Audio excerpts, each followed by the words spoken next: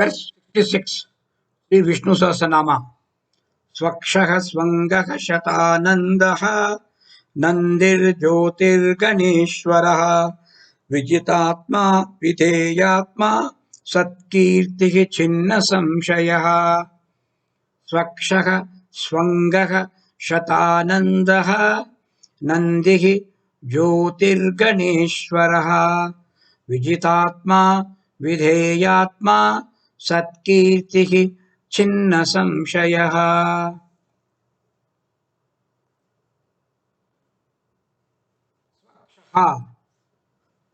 Su Akshaha, beautiful eyes. He is the one, he is called beautiful eyed. Swakshaha means brilliantly beautiful eyed is Mahavishnu. Shobhane Pundari Kakshe Akshine Asyeti Swakshaha.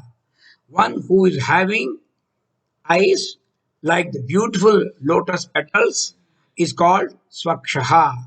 Lotus denotes jnana. Lotus denotes wisdom.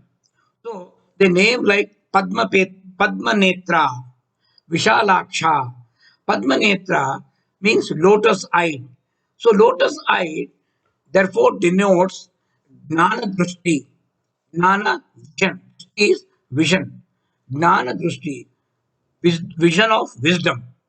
Now, actually, what this is Jnana Drushti is Samadrushti, looking at everybody in the universe as identical, as same, because the Supreme Mahavishnu is present in every being. So, Samadrushti, Samatvam Yoga Uchyate, Gita proclaims this. This is Shubha Drushti, auspicious vision. Shobhana Drushti, again, something auspicious and creates happiness everywhere. And most important, it is Brahma Drushti, Brahman Drushti. It is a very comprehensive macro vision, seeing the entire universe as one single indivisible entity. Now, Mahavishnu, who is having beautiful eyes, he also has beautiful limbs. Suangaha, Swangaha, beautiful limbed. Beautiful limbed means he is having his beautiful, handsome form, which captivates the hearts of all his loving devotees. The Bhagavan's effulgent physique itself is a standard, is a hallmark of a beautiful body. So whenever we say any person is looking very beautiful, very handsome, we say he is like Lord Rama, he is like Lord Krishna, he is like Lord Vishnu. Because that is our benchmark of beauty. Anandam Chinmaya Sat Ujjvala Vigrahasya. This is the definition of a beautiful body. Anandaha, Chinmayaha, Sat. These qualities are required. The Supreme, which is reveling in his own body, is also reveling through hundreds of bodies of beings. Shata Anandaha, Shatanandaha. Shatanandaha also means infinite bliss. He is the one who divides himself into infinite jivas, manifesting through the different types of equipment, and he enjoys all the experiences through those bodies. Etasya eva anandasya anyani bhutani matram upajivati. He is existing, he is living, he is enjoying through so many bodies which have been created from himself. For example, electricity is one only, but it dazzles through a variety of electric bulbs, maybe of different sizes, of different shapes, different colors. It may look different, it may look bright, or it may not be bright, but ultimately it is the one and the same electricity which is enlivening all the bulbs to glow. For that matter, it is the one which is enlivening all equipment, fans to give breeze, a TV set or radio set to give sound. All these things are enlivened by the same electricity. Similarly, the supreme consciousness is operating through all living beings. So, in a way, all infinite varieties of joys, why joys, joys and sorrows, everything is being experienced in a way by the supreme consciousness. So, we call him Bhokta sometimes. But actually speaking, he is uninvolved. Not involved in this. The Supreme Being is of the nature of Supreme Bliss. Nandehi. Supreme Bliss. Infinite bliss is the very nature of Mahavishnu as the Supreme Self. He is therefore called Nandi. Supreme is dazzling with bliss through all luminaries in the universe, not only on this earth. All bright objects, all shining objects throughout the universe. He is the one who is dazzling through them. Jyoti Ganeshwaraha. Jyotir Ganeshwaraha, the Lord of the luminaries. So he is considered to be the Lord of all bright objects that you see in the universe, stars, planets, nebula, everything that we see, Milky Ways, everything is nothing but the Supreme who is glowing through them. So he is called the Lord of the cosmos. He is the one who gives light, the shining capacity, the effulgence to all the brilliant things in life. For example, the sun itself receives its light from the infinite, and the sunlight is reflected through the moon.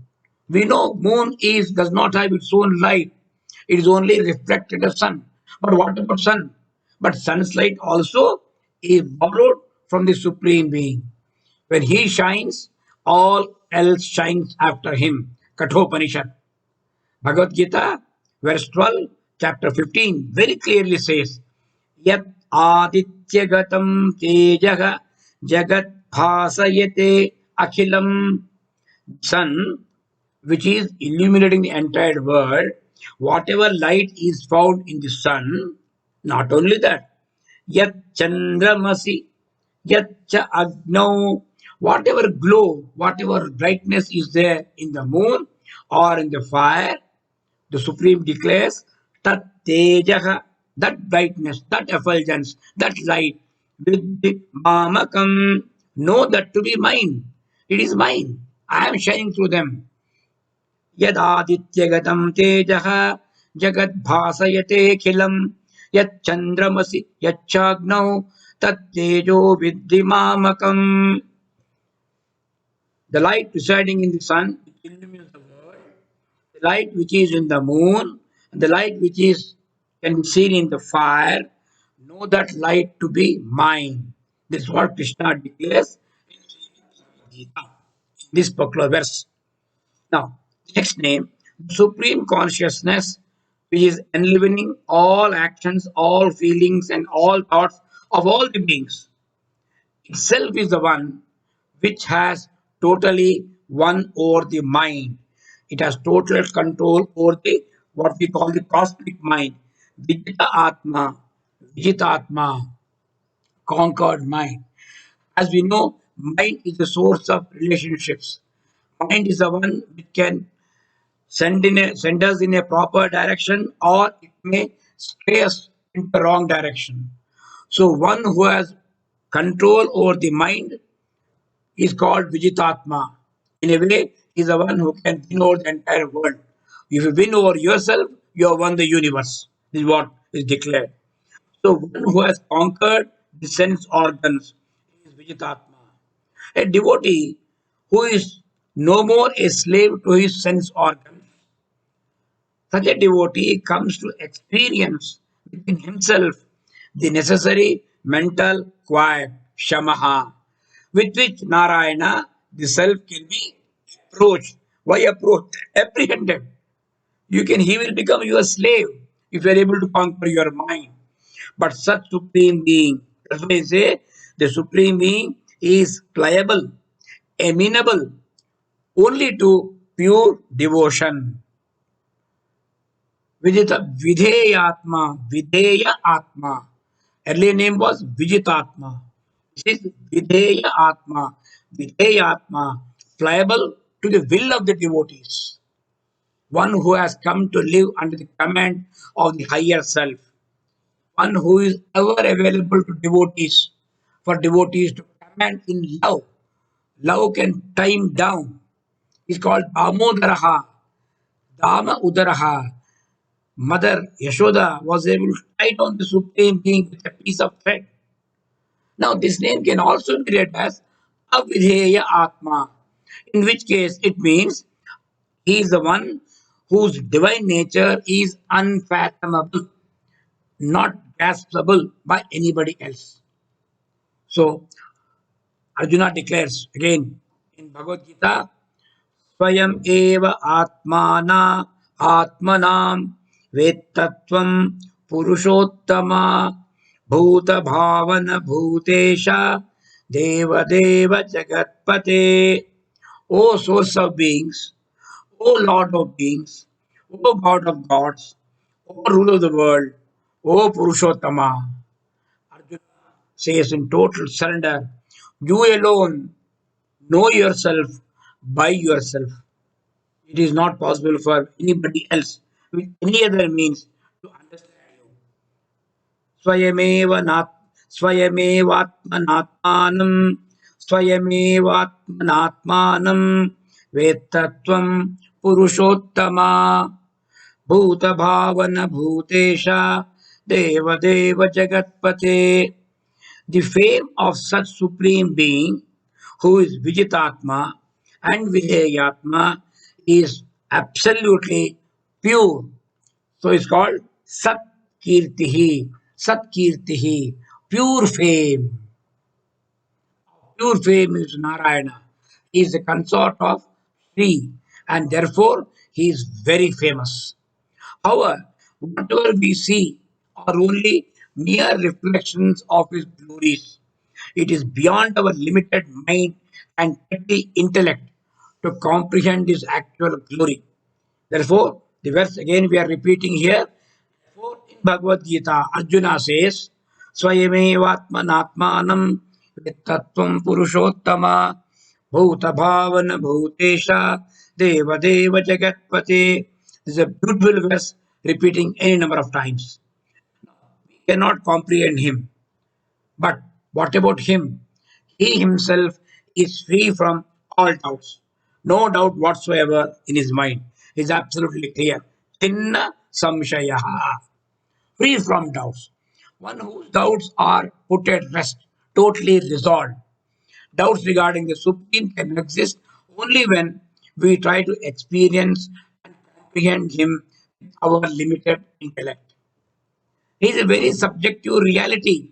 He is subjective vitality in our intellect. Only on transcending the intellect, the seeker can become this self. Very interesting. Because what we think is the mind, what we think is the intellect, these are enlivened by the supreme consciousness. They are creatures of the supreme consciousness. A creator is not capable of comprehending the creator. It is not possible. For example, with my eyes, I cannot see my own eyes. Not possible. And how can I see something within myself?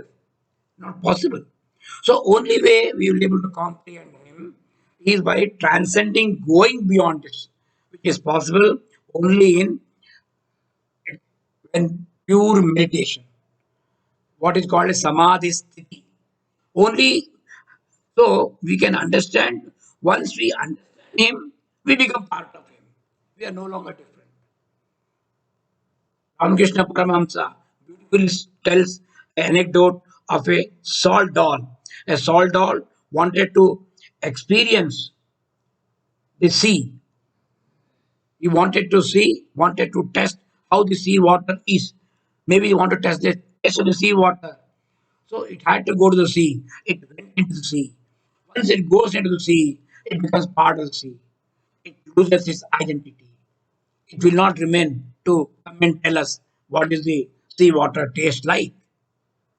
So this is something like this. Once we understand the supreme self, we become one with the self. We are no longer different. So once having become self, the cannot be any spiritual doubt.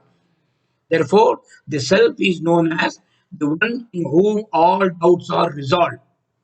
The following two verses in Bhagavad Gita are very, very illustrative. Now, Arjuna, in the very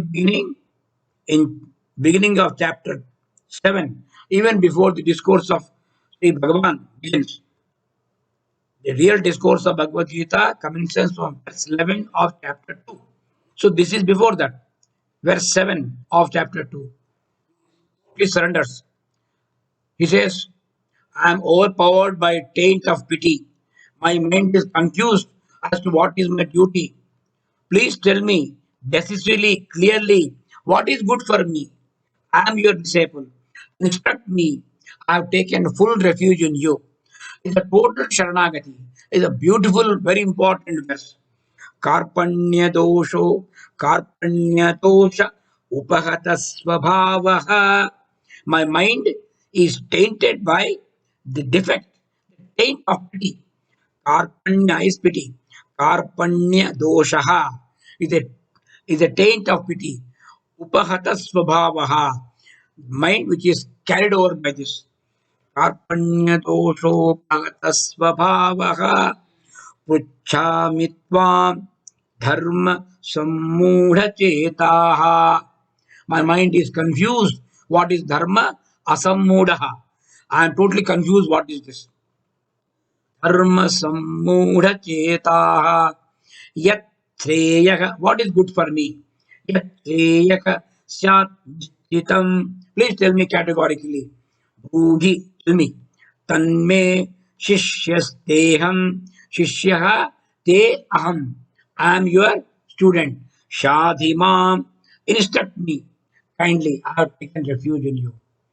Karpanya doshopagata svabhavaha. Pruchhami tvam dharma sammudhachetaha. Yatreyaha syannischyitam bruhi tanme.